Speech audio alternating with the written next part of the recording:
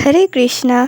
আগামীকাল নৃসিংহ চতুর্দশী, তো সেই উপলক্ষে আমি আর মা এখন যাচ্ছি ঠাকুরনগর ফুল মার্কেটে ফুল আনতে। তো একটু দেরি হয়ে গেছে, 5:12 ট্রেন ছিল, তো রেডি হতে হতে দেরি হয়ে গেছে। বারবার করে দেখছি মা কখন আসবে, রাস্তায় গিয়ে আমি ওয়েট করব। তো স্টেশনে আস্তে আস্তে খবর হয়ে গেছে, তো দুজনে মিলে জব করছিলাম, তার ভিতরে ট্রেন চলে আসে। তো এখন আমরা ঠাকুরনগরে, মানে আমাদের গোবরডাঙ্গা আর ঠাকুরনগর মানে পরে স্টেশন। তো ফুল মার্কেটে এসে বেশি ভিডিও করতে পারিনি, এই যে এইটুকুনিকে ভিডিও করতে পেরেছি, তার কারণ অন্ধকার ছিল আর এত গরম ছিল বলার বাইরে।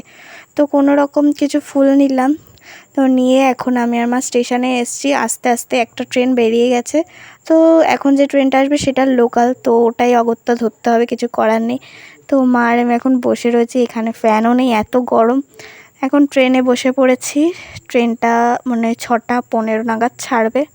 তো মা ওখানে বসে রয়েছে আর আমি এখানে জব করছি। কিছুক্ষণের ভিতরেই ট্রেন ছেড়ে দেবে, কিন্তু তবু আমরা আস্তে আস্তে ওই ট্রেনটা মিস করে গেছি, মানে আমাদের চোখের সামনে থেকে ট্রেনটা চলে যায়।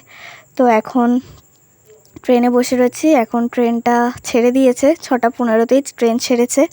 তো এখন আমরা বাড়ি যাব। বাড়ি যাওয়ার আগে স্টেশন থেকে কিছু নৃসিংহ ভগবানের কিছু প্রিয় খাবারের ভিতরে কিছু জিনিস আমার নেওয়া হয়নি এখনও, তো সেই জিনিসগুলোই আজকে নিয়ে নেব একবারে, যেহেতু কালকে লাগবে সব কিছু, সেই জন্যে আজকে একবারে নেব।